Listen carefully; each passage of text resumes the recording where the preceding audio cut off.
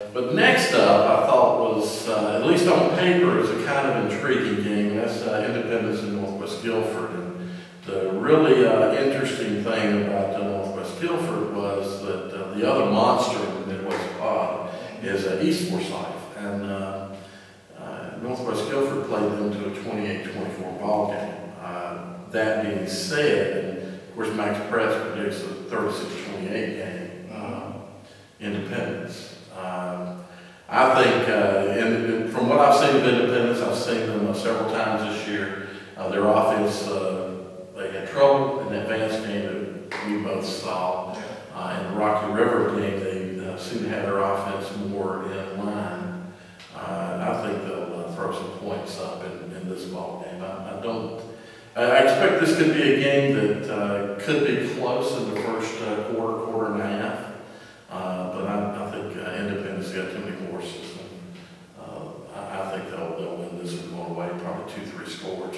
Yeah, Dale, I tend to agree with that. But Northwest Guilford, by reports, runs a double wing or wing T type of offense, a heavy running type of game. And East Forsyth, even though they played them close, East Forsyth is a heavy run team. And as we all know, being in Charlotte, Independence can be real diverse in offense. They can run well with Robinson, the tailback, and they can throw it well with Canella or the sophomore quarterback. They play well against both. So I don't think Northwest Guilford has seen that kind of diversity at a high level in their conference. And like Dale said, I think it could be close first quarter, maybe even first half. But I think Independence, Coach Guilford will make some adjustments defensively if he needs to. And I think they win that one going away, maybe by 2 or 3 scores, like Dale says. You're the expert. Do they run the wing to you, or do they run the double wing? I've seen you debate this on a number of occasions. So. Well, I did a little research, and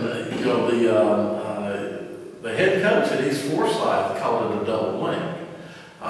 We had a fairly knowledgeable football guy that posts on the site and went to see the game, and he said that there were 2 wingbacks lined up, and they were real tight. The line was real tight. Obviously, double wing is a tight line formation, and obviously you got 2 wingbacks and a single running back. So I'm kind of struggling with that one because I expect that the head coach knows what he coached against.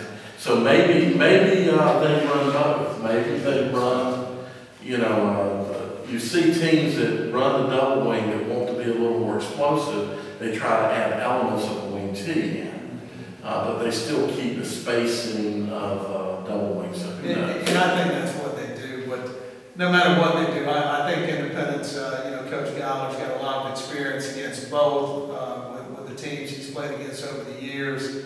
I think Independence will come through this and be looking toward Butler next week. I think they handle Northwest Guilford pretty easily. So.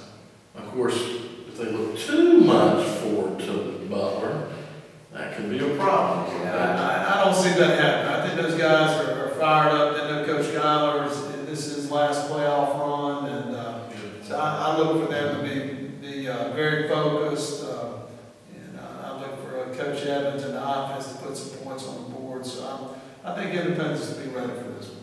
So it looks like all of us think this is an indie game.